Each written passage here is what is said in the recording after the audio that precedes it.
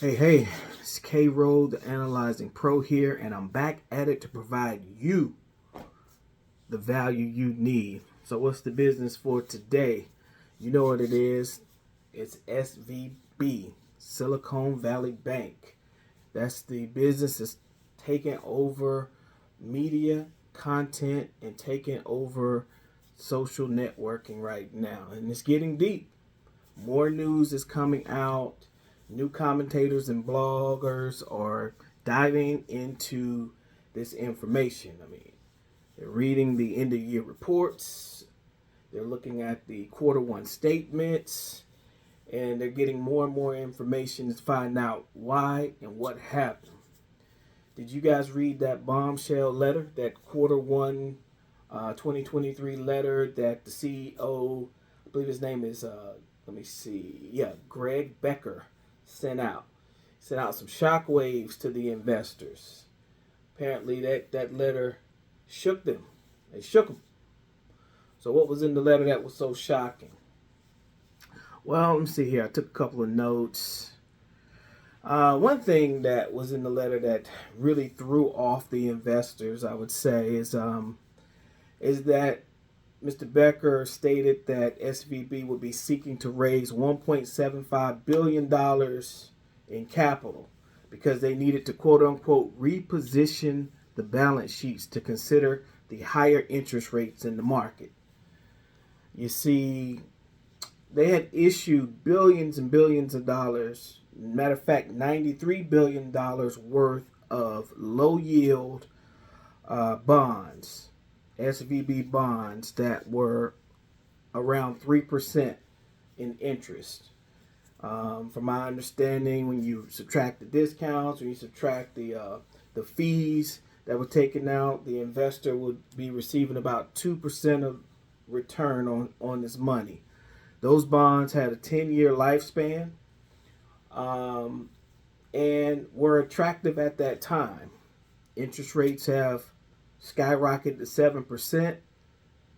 There was a demand in the market, and there were products already in the market right now of 5% or more for bond holders. So investors in bonds could get 5%. So I guess the sentiment is, why should I only receive my 2 when I can get 5?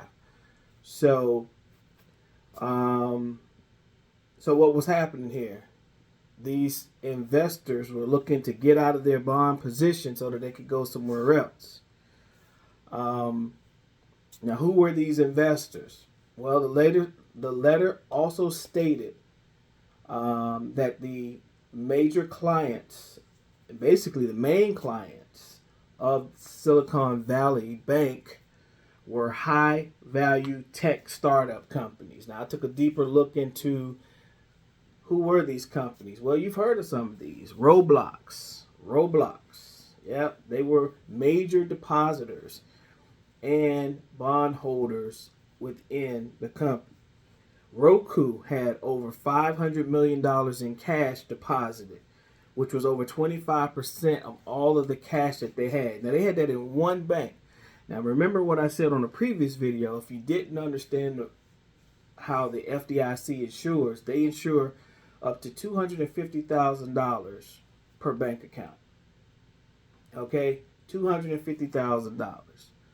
Now, these people had $500 million in cash at that one bank, right?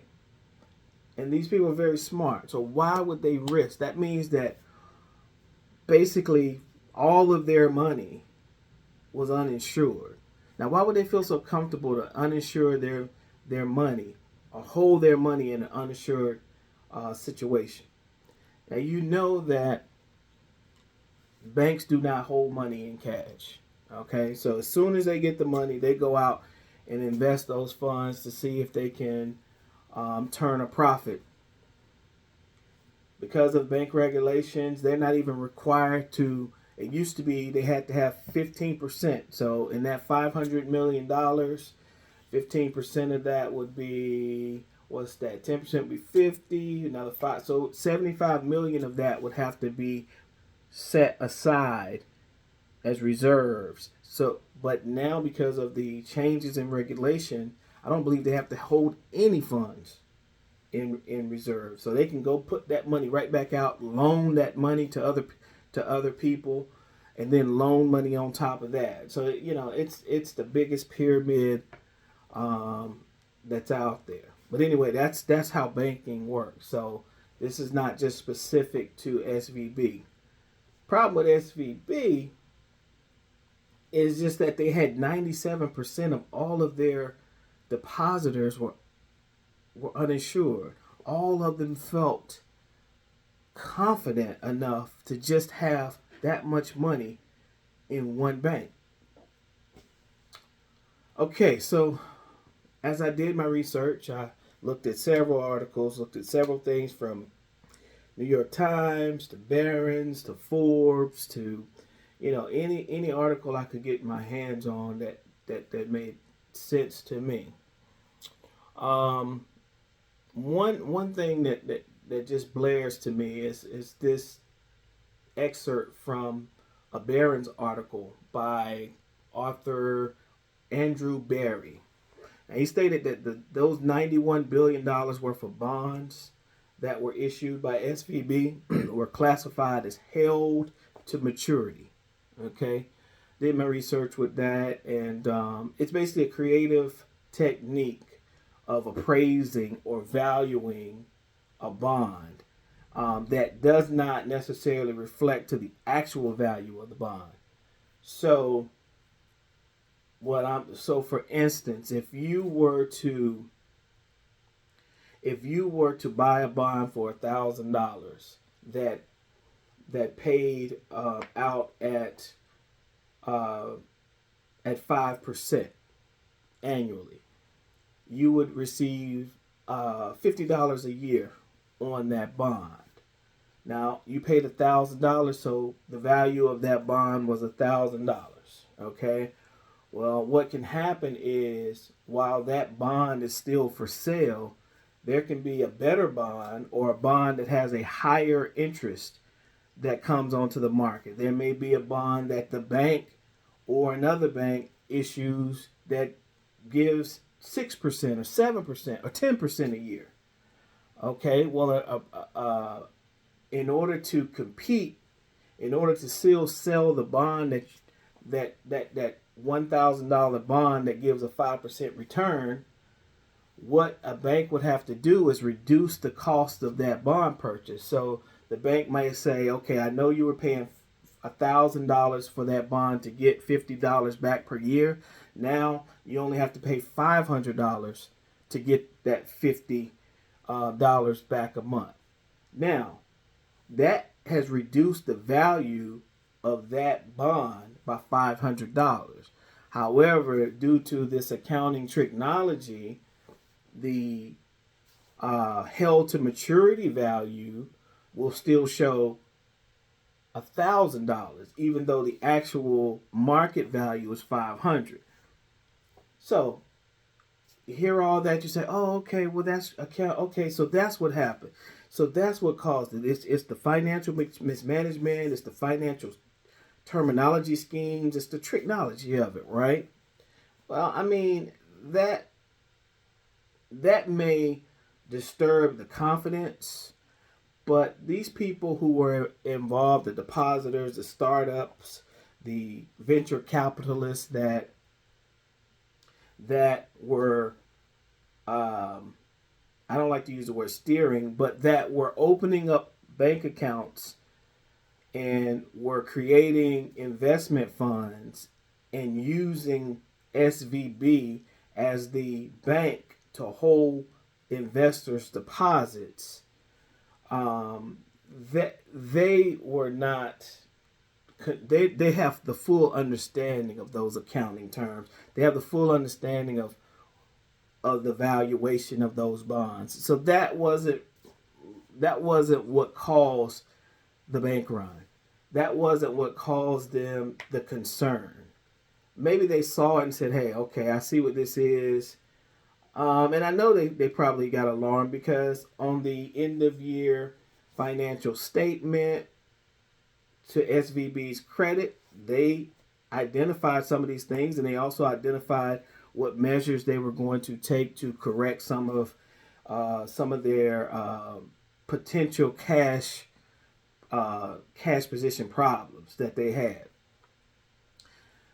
So, I mean, and hell, these guys also knew. I mean, come on, the executives of SVB were former executives of Lehman Brothers, so they already knew that these people knew how to be tricky and knew how to knew how to identify when the music is about to stop. So I personally feel like these venture capitalists and the people that were involved in this bank, I don't know if all of them were involved in some type of fraud. I mean, again, you go back and look and you see where these executives withdrew $4 million of their own investments out of the bank just within a couple days before the bank collapsed. So I would say that they definitely were in fraud. Hell, I'd say that the venture capitalists were involved in it too. But that's just my skepticism of how this whole thing works. But when you drill down to it, in conjunction to what I'm saying, there was one big player. There's one big player that you can kind of blame for this run. Peter Thiel. You ever heard of Peter Thiel? Peter Thiel was the founder of PayPal. Okay, he was a primary investor with Google. Now he runs a huge venture capital fund. He actually runs more than one, but he's known for the Founders Fund. I believe that Founders Fund has 11 plus $billion in assets, and he is the catalyst for some of these tech startup companies. Like I said, Roku and Roblox and some of these fintech softwares, and you see a lot of these software apps that will help in the real estate market, help in financial services market. Well, his venture capital group is a large driver of these tech companies that you've been seeing in the market if you're in business. Well, apparently last Thursday, which would have been about March the 9th, he was raising some money, or he was trying to do some transactions, and he got jammed up. He wasn't able to send the funds. I haven't got the full details of what happened and why he could not do the large transactions that he wanted to do. But anyway, he got really bent out of shape, got really sideways about it, and he started advising that day some of his big time partners and investors to pull their money out of that bank. Well, that got wind to Becker, the CEO. He called a short meeting with Peter Thiel and some of the big dogs, and they said that the meeting was about 10 minutes. Now, who is they? An anonymous source told Bloomberg this information, okay? But anyway, the meeting was very short, and apparently it did not go well, because in a few minutes after that, the run was on, man. The following companies that were basically the understudies or the partners of Thiel, Y Combinator, Tribe Capital Venture Capitalist, and Activant Capital, all sent letters to their network of tech companies and startups and investors and said, hey, listen, if you have money in Silicon Valley Bank, they're having some capital risk. Your money is at risk. You need to pull it. Okay, so people went into a panic, and in one day, $42 billion was requested to be withdrawn from that bank. I don't know how the FDIC gets this information. I'm assuming that maybe Thiel or someone else contacted them, or hell, maybe even the executives of Silicon Valley Bank contacted them. But anyway, Fed swooped in, shut it down, took over it, seized it, and in just a matter of a couple of days, this bank is done. Um, and again, like I said, $42 billion in one day. Now remember, they only had $211 billion worth of assets. Of those $200 billion worth of assets, 117 billion were issued bonds. Of those 117 issued bonds, that 91 billion that we talked about earlier that had those low yields of 2%, that was that. So if you take away the bonds, all they had basically the run was all that they had left, give or take a few. So my question is, what the hell happened in those 10 minutes? It had to be crazy. Whatever was said, it totally ruined the confidence of Thiel. And he pushed the button. He made the call. He put the hit out. Now, as Kanye West says, no one man should have all this power. That in itself speaks volume to this situation. But hey, as you see, that's how it works in this game. So again, I asked, why did he do it? I wish I was a fly on the wall. Maybe as things continue to evolve, this information will get out. So, as you know, Biden guaranteed that the depositors would be made whole, even though the law states $250,000 per deposit per bank, per account per bank. These guys had, like I said, 97% of the entire bank was uninsured, was FDI uninsured, but he still is going to make sure that they're okay. And I get it. Listen, I run a small business. I run a way smaller business. I don't even consider what these guys do a small business. Tech. Let's just say tech startup, okay? But I get it. Some people put their money in there. They put it in there because of a recommendation. They need to pay payroll. They need to pay expenses, and it's a cascading effect if their money is not protected. So I'm not criticizing that. I understand it, but that is what it is. So now back to you. Now that you have this information, okay, now what are you going to do? It's all about the application. It's all about the learning. And now it's about the doing, the application. How does this information affect you? Well, it helps you by getting a clearer picture of the seriousness of the Fed to combat inflation. According to Chairman Powell, and according to, I read a CNBC article this morning, Jeff Cox is his name, the Fed is still expected to raise rates another 25 basis points as at next week's Fed meeting. Okay, rates are still 7+ right now, and we see that things are beginning to break because of this. But is it the system that's beginning to break, or whatever it is? People are allowed. Because another question I have is, were these investors allowed to get out of this low yield bond and then try to buy new bonds? Because my understanding is, if you're in a holding position, if you're in a 10-year hold of a bond, you're in a 10-year hold of a bond. I know that there's some times where you can get out of the bond, and maybe that's what was happening. I'm still trying to get clarity of where this $42 billion is coming from. But anyway, not to sidetrack too much.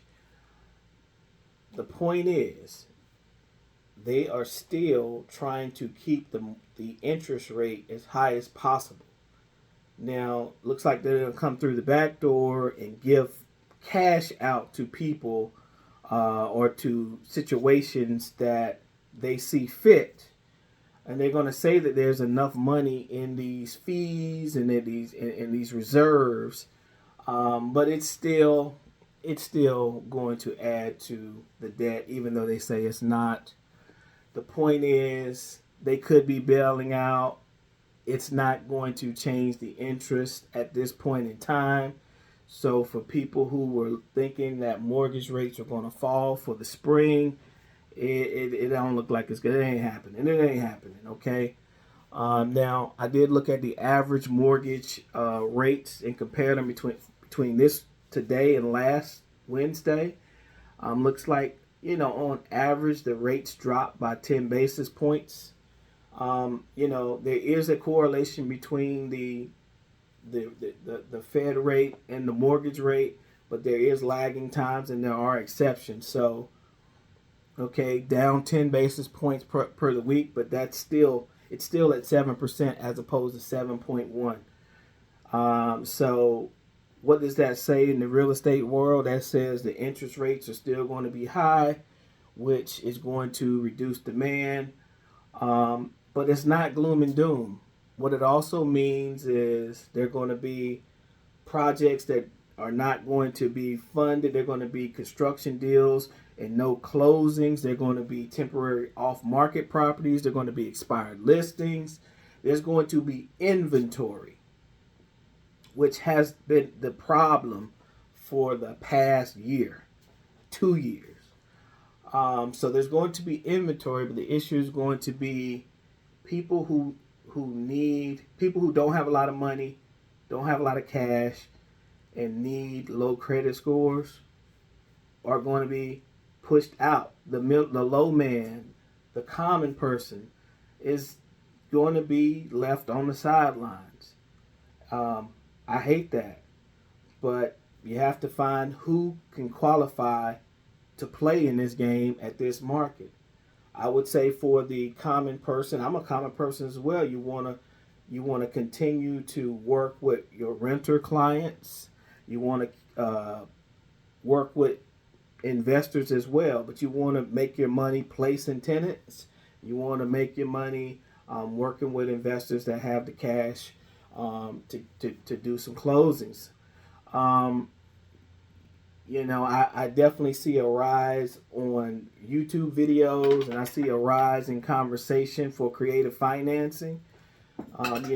For the past few years, financing has been low, so there's going to be several people who need to get out of their home for whatever reason. I mean, there's going to be a lot of people who are just going to try to stay, but the people who need to get out, they're going to probably have lower rates on their mortgage than what's currently in the market.